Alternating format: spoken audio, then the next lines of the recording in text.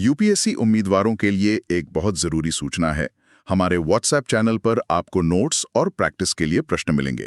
इसका लिंक नीचे डिस्क्रिप्शन में दिया गया है। और हाँ, 1 अक्टूबर से हम रोज नोट्स डालना शुरू कर देंगे, तो चैनल को फॉलो करना ना भूलें। नमस्कार, आप सुन रहे हैं हमारी दैनिक समसामयिक मामलों की श्रृंखला, खासतौर पर यूपीएससी उम्मीदवारों के लिए। आज तारीख है 29 सितंबर 2025 और ये है भाग 1। आज हम कुछ बहुत महत्वपूर्ण विषयों पर गहराई से बात करेंगे। हो सकता है इनमें से कुछ टॉपिक्स पर हमने पहले भी थोड़ी बात की हो, तो ये एक अच्छा रिवीजन भी हो जाएगा आपके लिए। हमारा मकसद है कि इन सभी स्रोतों से जो भी जरूरी जानकारी है उसे निकालें और आसान भाषा में समझें। और अगर आपको हमारी ये कोशिश, ये विश्लेषण उपयोगी लगे तो प्लीज लाइक और सब्सक्राइब जरूर करें। चलिए शुरू करते हैं। तो पहली खबर है स्वास्थ्य और अंतर्राष्ट्रीय व्यापार के क्षेत्र से।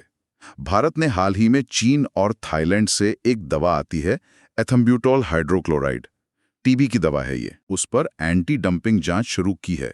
अब ये जांच क्यों, ये समझने से पहले ये जानना जरूरी है कि ये दवा आखिर है क्या, इतनी जरूरी क्यों है। जी बिल्कुल। एथेम्बुटोल हाइड्रोक्लोराइड ये एक एंटी बैक्टीरियल दवा है और इसका मुख्य इस्तेमाल होता है तपेदिक टीबी के इलाज में। ये सिंथेटिक है, पानी में घुल जाती है और गर्मी से हीट स्टेबल है, खराब नहीं होती। और इसकी सबसे खास बात यह है कि ये माइकोबैक्टीरियम ट्यूबरकुलोसिस यानी जो टीबी फैलाने वाला बैक्टीरिया है उस पर बहुत असरदार है, खासकर जब वो बैक्टीरिया सक्रिय रूप से बढ़ रहा हो। इसे फेफड़ों के टीबी, जिसे पल्मोनरी कहते हैं, और शरीर के दूसरे हिस्सों में होने वाले टीबी यानी एक्स्ट्रा पल्मोनरी, दोनों के इलाज में यूज करते हैं। अच्छा, तो ये काम कैसे करती है? मेरा मतलब है, ये बैक्टीरिया को खत्म कैसे कर पाती है? इसका तरीका काफी दिलचस्प है। ये दवा सीधे बैक्टीरिया की जो कोशिका भित्ति होती है, सेल वॉल जिसे कहते हैं, उसको बनाने की प्रक्रिया पर ही हमला करती है।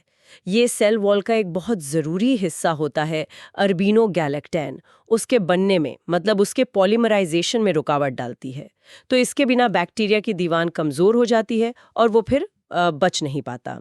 यही वजह है कि इसे अक्सर टीबी की दूसरी दवाओं के साथ मिला कर देते हैं, कॉम्बिनेशन थेरेपी जिसे कहते हैं। अच्छा, कॉम्बिनेशन थेरेपी। हाँ, उससे इलाज ज़्यादा असरदार होता है और दवा के प्रति बैक्टीरिया में जो प्रतिरोध होता है रेजिस्टेंस, उसके पैदा होने का खतरा भी कम हो जाता है। ये प्रतिरोध वाली बात महत्वपूर्ण है। तो ये जो एंटी डंपिंग जांच की बात हो रही है, इसका क्या मतलब हो सकता है?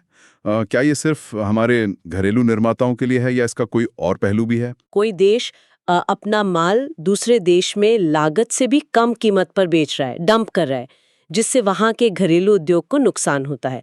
तो हो सकता है यहाँ भारतीय निर्माताओं ने शिकायत की हो कि चीन और थाईलैंड से ये दवा इतनी सस्ती आ रही है कि वो मुकाबला नहीं कर पा रहे। लेकिन इसका एक बड़ा संदर्भ भी है। भारत टीबी को खत्म करने के लिए प्रतिबद्ध है ना?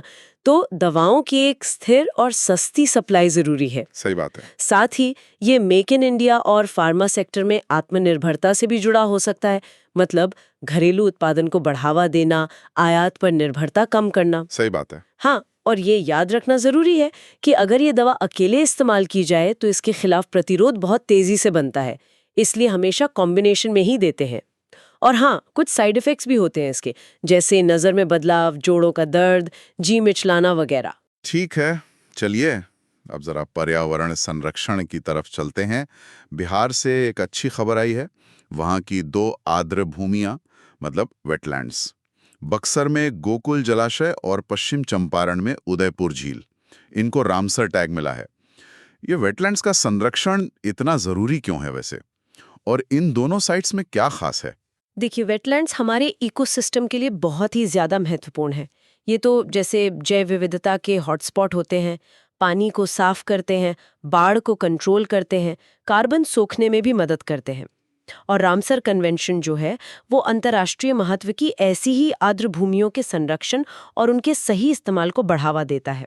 अच्छा। अब बिहार की इन 2 नई साइट्स की बात करें तो बक्सर का जो गोकुल जलाशय है वो गंगा नदी के किनारे बनी एक ऑक्सबो झील है। नदी जब अपना रास्ता बदलती है तो पुराने रास्ते में जो झील रह जाती है वैसी। ओके। ये स्थानीय लोगों के लिए मछली पकड़ने, खेती, सिंचाई का सोर्स है और बाढ़ के टाइम ये आसपास के गांवों के लिए एक बफर की तरह भी काम करती है।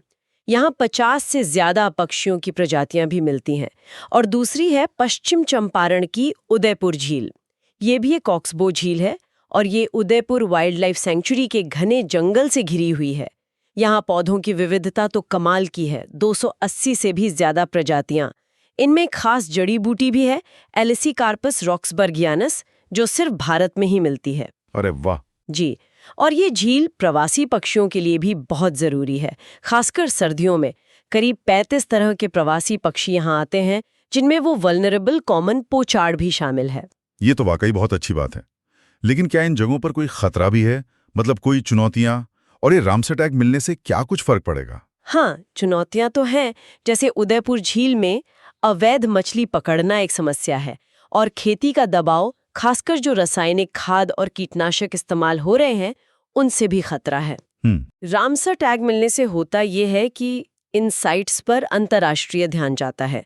इनके संरक्षण के लिए बेहतर मैनेजमेंट प्लान बनाने और उन्हें लागू करने में मदद मिलती है। तो उम्मीद है कि अब इन खतरों से निपटने के लिए ज्यादा संगठित प्रयास होंगे। इसमें स्थानीय लोगों की भागीदारी भी बहुत जरूरी होगी। सही है। वैसे एक जानकारी और, भारत का सबसे बड़ा रामसर स्थल सुंदरबन है और सबसे ज्यादा रामसर साइट्स तमिलनाडु में है। ओके, पर्यावरण की बात चलिए तो ऑटोमोबाइल सेक्टर पर आते हैं। भारत सरकार ने वाहनों से होने वाले उत्सर्जन को कंट्रोल करने वाले नियम, जिन्हें कैफे नॉर्म्स कहते हैं, कॉर्पोरेट औसत ईंधन दक्षता, उनमें कुछ बदलाव का प्रस्ताव रखा है और तीसरे चरण का ड्राफ्ट भी जारी किया है। ये कैफे नियम हैं क्या असल में, और इनमें बदलाव की बात क्यों हो रही है? तो ये CAFE नियम, जिन्हें 2017 में ऊर्जा दक्षता ब्यूरो यानी BEE ने लागू किया था, ये असल में कार बनाने वाली कंपनियों के लिए एक औसत ईंधन दक्षता का लक्ष्य सेट करते हैं। मतलब किसी एक कंपनी की जितनी भी गाड़ियां बिकती हैं 3.5 टन से कम वजन वाली, उन सब की औसत फ्यूल इकोनॉमी और CO2 उत्सर्जन एक तय लिमिट से कम होना चाहिए। अच्छा, पूरे फ्लीट का एवरेज। बिल्कुल। भारत में ये 2 फेज में लागू हुए, पहला 2017-18 से और दूसरा 2022-23 से।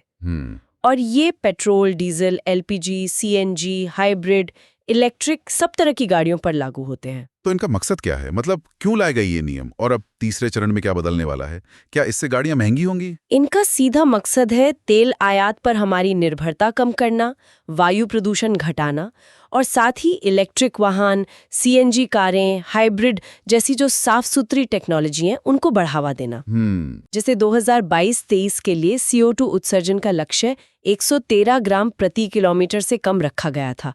अब जो ये तीसरा चरण प्रस्तावित है, उसमें जाहिर इन लक्ष्यों को और कड़ा किया जाएगा। मतलब कंपनियों पर और दबाव? हाँ, मतलब कार कंपनियों को और ज्यादा फ्यूल एफिशिएंट इंजन बनाने होंगे, हाइब्रिड और इलेक्ट्रिक पर ज्यादा जोर देना होगा। तो जाहिर है टेक्नोलॉजी बदलेगी और शायद शुरू में गाड़ियों की लागत थोड़ी बढ़ भी सकती है, लेकिन लंबे समय में देखें तो ये भारत के जो पेरिस समझौते वाले लक्ष्य है, NDCs, उनको पाने में और हमारी ऊर्जा सुरक्षा बढ़ाने में मदद करेगा। सही। और ये BE का जिक्र आया? ये ऊर्जा दक्षता ब्यूरो, ये 2002 में बना था ऊर्जा संरक्षण अधिनियम 2001 के तहत, और इसका काम ही यही है कि भारतीय अर्थव्यवस्था में ऊर्जा की खपत को कैसे कम किया जाए। ठीक है। ऊर्जा और पर्यावरण के बाद अब पानी की बात करते हैं। जल संरक्षण। कर्नाटक के बेदर जिले ने केंद्र सरकार का जल संचय जन भागीदारी पुरस्कार जीता है। ये जल शक्ति अभियान कैच द रेन के तहत मिला है। ये जल संचय जन भागीदारी पहल क्या है, और बेदर ने ऐसा क्या किया कि उन्हें ये अवार्ड मिला? ये जल संचय जन भागीदारी पहल 2024 में शुरू की गई थी और इसका उद्देश्य बहुत सीधा है, बारिश के पानी को ज्यादा से ज्यादा बचाना और भूजल को रिचार्ज करना। इसके लिए कई तरीके अपनाए जाते हैं, जैसे rain water harvesting, aquifer recharge, borewell recharge, recharge shaft बनाना वगैरह। और इस पहल की सबसे खास बात है इसका जन भागीदारी पर जोर देना। ये संपूर्ण समाज और संपूर्ण सरकार वाली सोच पर आधारित है। मतलब इसमें सरकारी एजेंसियां, स्थानीय समुदाय, इंडस्ट्री, NGO, RWA सबको मिलकर सक्रिय रूप से काम करना है। सुनने में तो बहुत अच्छा लग रहा है, संपूर्ण समाज, संपूर्ण सरकार। लेकिन क्या जमीन पर इसका असर दिखता है? क्या इससे सच में भूजल स्तर बढ़ रहा है?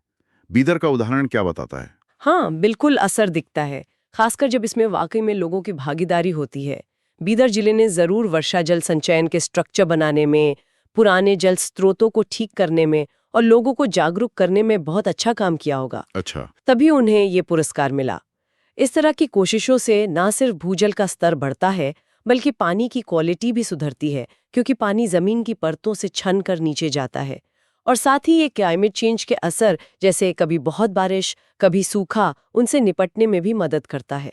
जल संरक्षण एक आदत बन जाती है, एक कल्चर। और इसका मंत्रालय कौन सा है? जल शक्ति मंत्रालय ये नोडल मंत्रालय है, और ये पहल 2019 में जो बड़ा जल शक्ति अभियान शुरू हुआ था, उसी का हिस्सा है। ठीक है, चलिए अब जरा देश से बाहर की खबर देखते हैं। इक्वाडोर, वहां अमेज़न के जंगलों में तेल ड्रिलिंग को लेकर काफी विरोध हो रहा है। वहां के जो स्वदेशी समूह है वो राष्ट्रपति नोबोआ की योजनाओं के खिलाफ हैं। तो इस संदर्भ में इक्वाडोर के बारे में थोड़ा जानना दिलचस्प होगा। कहाँ है, क्या है? इक्वाडोर, हाँ, ये दक्षिण अमेरिका के उत्तर पश्चिमी किनारे पर बसा एक देश है। इसका इतिहास काफी पुराना है। पहले इनका साम्राज्य का हिस्सा था, फिर स्पेन ने इसे अपना उपनिवेश बना लिया। भौगोलिक रूप से देखें तो काफी विविधता है यहाँ। 4 मुख्य क्षेत्र हैं। पश्चिम में तटीय तराई और पहाड़ी इलाके, बीच में एंडीज पर्वतमाला और उसकी 2 मेन रेंज, कॉर्डिलेरा ऑक्सीडेंटल और कॉर्डिलेरा ओरिएंटल, और पूर्व में विशाल अमेज़न का जंगल। ओके। इसकी सीमाएं लगती हैं उत्तर में कोलंबिया से, दक्षिण और पूर्व में पेरू से, और पश्चिम में है प्रशांत महासागर। और वो मशहूर गैलापागोस द्वीप समूह, वो भी इक्वाडोर का ही हिस्सा है। अपनी अनोखी बायोडाइवर्सिटी के लिए फेमस है वो। हाँ, गैलापागोस तो सुना है। और वहाँ के पहाड़, ज्वालामुखी, नदियाँ, प्राकृतिक संसाधन क्या हैं? इक्वाडोर का सबसे ऊंचा पहाड़ है माउंट चिम्बोराजो, करीब 6,268 मीटर ऊंचा, और कोटोपैक्सी, जो दुनिया के सबसे ऊंचे सक्रिय ज्वालामुखियों में से एक है, वो भी यहीं एंडीज में है। सक्रिय ज्वालामुखी। जी। जलवायु तट पर तो उष्णकटिबंधीय है। पहाड़ों में जैसे जैसे ऊंचाई बढ़ती है, मौसम ठंडा होता जाता है, और अमेज़न के जंगलों में भी उष्णकटिबंधीय ही है। प्राकृतिक संसाधनों में पेट्रोलियम बहुत महत्वपूर्ण है। इसके अलावा मछली पालन, लकड़ी और हाइड्रो पावर यानी जल विद्युत भी हैं। नदियां हैं बाबा होयो, चीरा, कोका, कुरारे, कई हैं। राजधानी क्विटो है। और ये अमेज़न में तेल ड्रिलिंग का मुद्दा इतना क्यों गरमाया हुआ है? क्योंकि अमेज़न का जंगल वो दुनिया के सबसे ज्यादा जैव विविधता वाले इलाकों में से एक है, और ये कई स्वदेशी समुदायों का घर भी है। तो तेल निकालने से पर्यावरण को भारी नुकसान का खतरा है, जंगल कटेंगे और वहाँ रहने वाले स्वदेशी लोगों के अधिकारों का भी सवाल उठता है। ये वही विकास और पर्यावरण संरक्षण के बीच की बहस है जो दुनिया भर में चलती रहती है। हाँ, ये विकास बनाम पर्यावरण वाली बात तो भारत में भी खूब दिखती है। अब जैसे तेलंगाना में अमराबाद टाइगर रिजर्व है, उसके ऊपर से 54 किलोमीटर लंबा एलिवेटेड रोड ब्रिज बनाने का प्रस्ताव है। इसे अपनी तरह की अनोखी पहल कह रहे हैं। इस टाइगर रिजर्व और इस प्रस्तावित पुल के बारे में कुछ बताइए। अमराबाद टाइगर रिजर्व यानी ATR, ये तेलंगाना में पूर्वी घाट की नल्लामाला पहाड़ियों में है। काफी बड़ा रिजर्व है ये। कुल एरिया 2600 वर्ग किलोमीटर से ज्यादा है, जिसमें से कोर एरिया ही करीब 2166 वर्ग किलोमीटर है। और कोर एरिया के हिसाब से देखें तो ये भारत का दूसरा सबसे बड़ा टाइगर रिजर्व है। दूसरा सबसे बड़ा? जी। एक दिलचस्प बात यह है कि 2014 में जब आंध्र प्रदेश और तेलंगाना अलग हुए, उससे पहले ये पूरा इलाका बहुत बड़े नागार्जुन सागर श्रीशैलम टाइगर रिजर्व का हिस्सा था। ये इलाका अपने ऊबड़ खाबड़ पहाड़ों, गहरी घाटियों और घने जंगलों के लिए जाना जाता है। यहाँ एक ऐतिहासिक किला भी है, नागालपुरम किला। कृष्णा नदी और उसकी सहायक नदियाँ यहाँ से बहती हैं, जो श्रीशैलम और नागार्जुन सागर जैसे बड़े बांधों को पानी देती हैं। और यहाँ चिंचू जनजाति रहती है, जो प्रमुख आदिवासी समुदायों में से एक है। और वन्यजीव? जाहिर है टाइगर रिजर्व है तो बाघ तो होंगी। और क्या है वहाँ? और ये एलिवेटेड रोड क्यों? क्या इससे जानवरों को फायदा होगा? बाघों के अलावा यहाँ तेंदुए हैं, जंगली बिल्लियां हैं, फिर सांभर, चीतल, नीलगाय, जंगली सुअर और गौर यानी इंडियन बाइसन जैसे शाकाहारी जानवर भी काफी हैं। पक्षियों की भी 300 से ज्यादा प्रजातियां यहाँ रिकॉर्ड की गई हैं। वनस्पति की बात करें तो ज़्यादातर सूखे पर्णपाती वन हैं, जिनसे साल, सागौन, बांस मिलते हैं और औषधीय पौधे भी बहुत हैं। अब ये एलिवेटेड रोड का प्रस्ताव शायद इसलिए है ताकि ज़मीन पर जानवरों के आने जाने के जो रास्ते होते हैं, कॉरिडोर्स, वो ब्लॉक ना हो और इंसान और वन्य जीवों के बीच टकराव कम हो। अच्छा, मतलब ऊपर से सड़क निकाल दो। हाँ, सिद्धांत रूप में तो यही है। अगर इसे सही तरीके से डिजाइन किया जाए और बनाया जाए तो ये शायद जमीन पर बनने वाली सड़क से जानवरों के लिए कम परेशानी वाला हो सकता है। लेकिन इतने बड़े प्रोजेक्ट के अपने पर्यावरणीय असर तो होते ही हैं। उनका बहुत ध्यान से आकलन करना जरूरी है।